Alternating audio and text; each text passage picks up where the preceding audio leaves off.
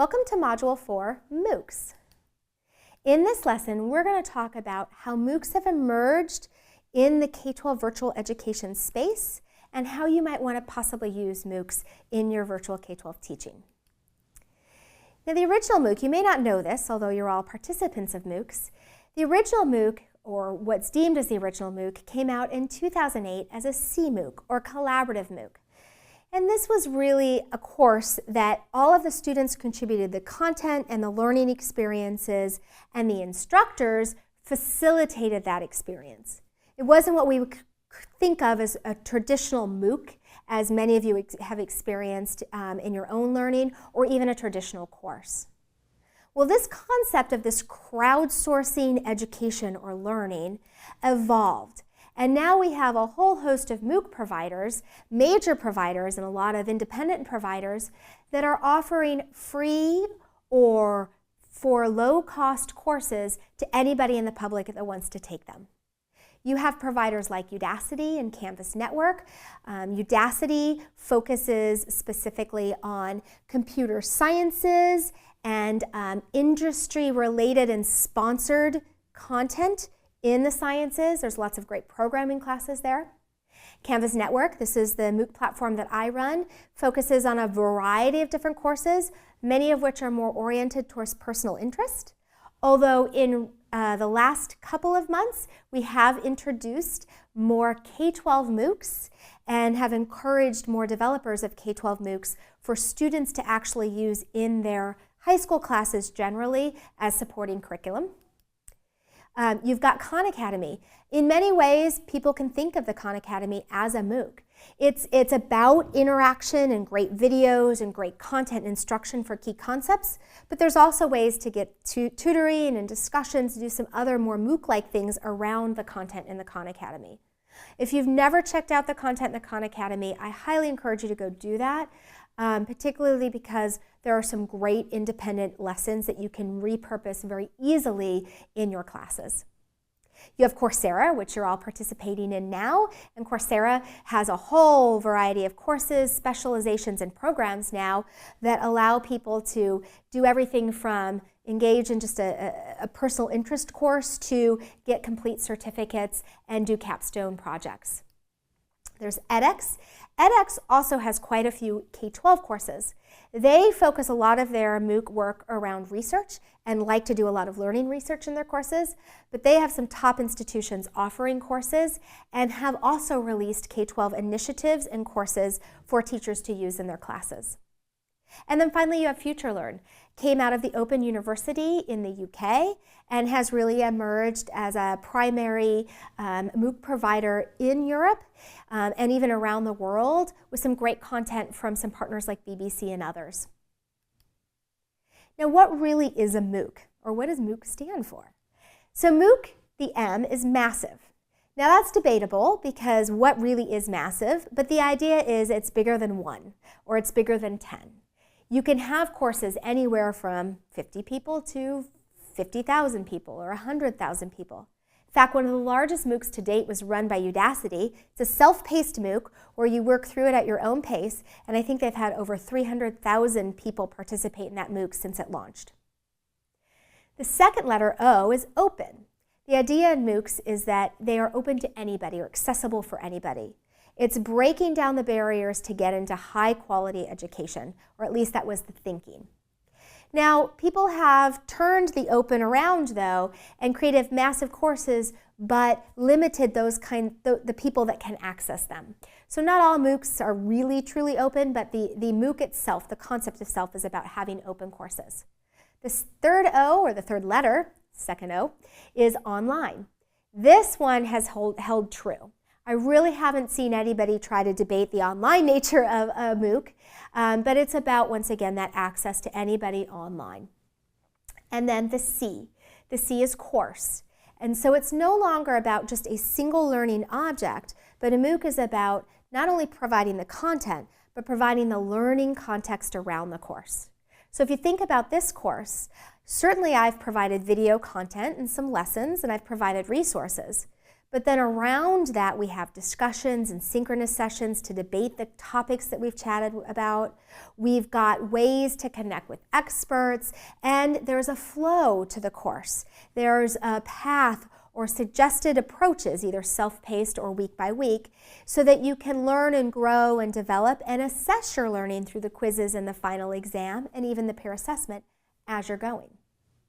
So that's what a MOOC is. You probably, like I said, all are aware of that, having participated in that. But the good news about MOOCs is they can be used in K-12. And in fact, in K-12 virtual learning that's hybrid or blended, they're great.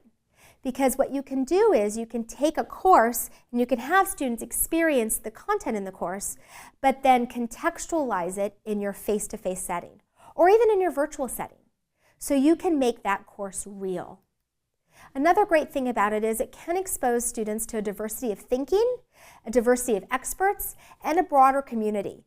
So even though you may not require students to participate in the discussions in a MOOC, you can certainly allow them to do that, and they can get exposed to people that think very differently or people from all over the world. It's pretty exciting that MOOCs are so international that it really can expose students to different ways of thinking from their own home country, own home community, maybe even own home language. It gives you a lot more exposure. It gives students exposure and you exposure to content that you may not have had exposure to and the context around it. And it gives you access to experts in the field. It gives you access to a great litany of well-curated resources.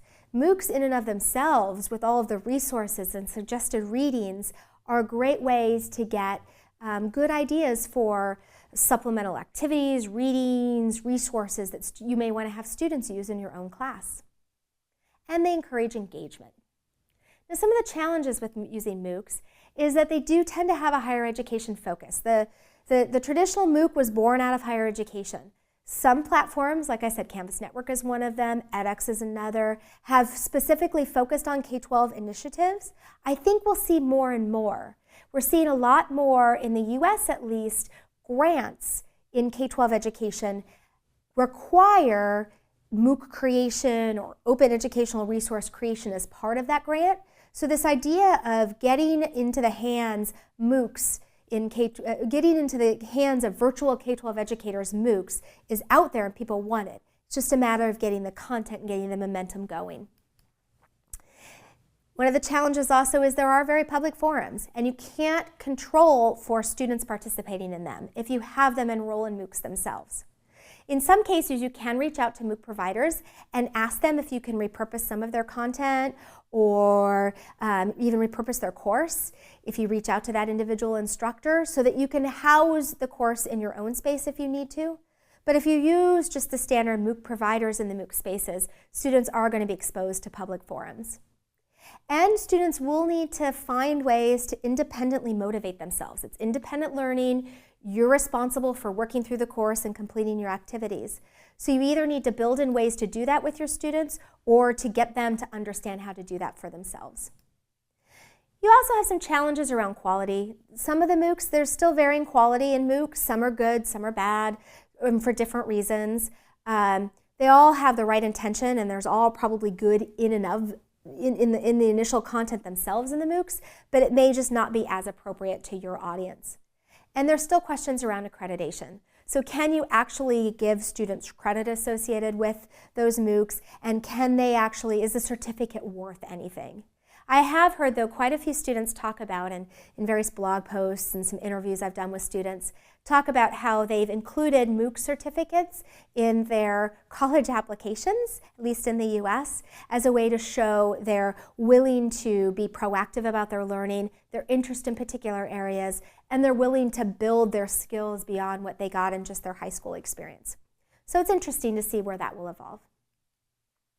Now, a couple strategies for using MOOCs successfully.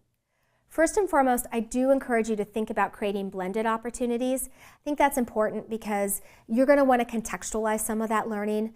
A MOOC may be too generic or too specific to be related exactly the way you want it to in your course. So contextualize it at some level. It could be a very complex contextualization or just something as very simple as do these activities and it'll connect in this way. Definitely provide some context and structure and align assessments. Assess students' work. You don't have to use the MOOC assessments. You can use your own assessments to assess their work in the MOOC. And then also use them to develop your own professional careers. Probably the most created MOOC topic is helping K-12 educators teach students. I think if you went across all the platforms, you'll see more K-12 teaching MOOCs than anything else for teachers. And some of them are great, some of them are applicable to you, some of them may not be. But definitely take a look at them and see how they can help you personally grow professionally, just like you're doing in this MOOC. So I often get asked, as a real quick last statement, how do I create a MOOC? I'm interested in doing a MOOC. What makes a good MOOC, and how would I create one? Well, a couple of caveats or a couple of warnings as you're thinking about creating a MOOC, and then a couple of strategies for success. First of all, know it takes a lot of time to create a MOOC. It really does. And you can't do it yourself completely. You need to have somebody at the very least edit your work or review your work. But you probably also need somebody to help you film if you're going to have video in your MOOC. You need somebody to help you create the right kinds of interactions if you're going to do some more complex, technology interactions or simulations or games. You might need somebody to help you just even think about how to generalize your topic enough to reach out to a broad audience. So know you're probably going to need help, most likely some institutional or some organizational help, and that most MOOC providers require an instructor to be supported by their institution. So know that you probably will need your school or your district to back you in the creation of a MOOC.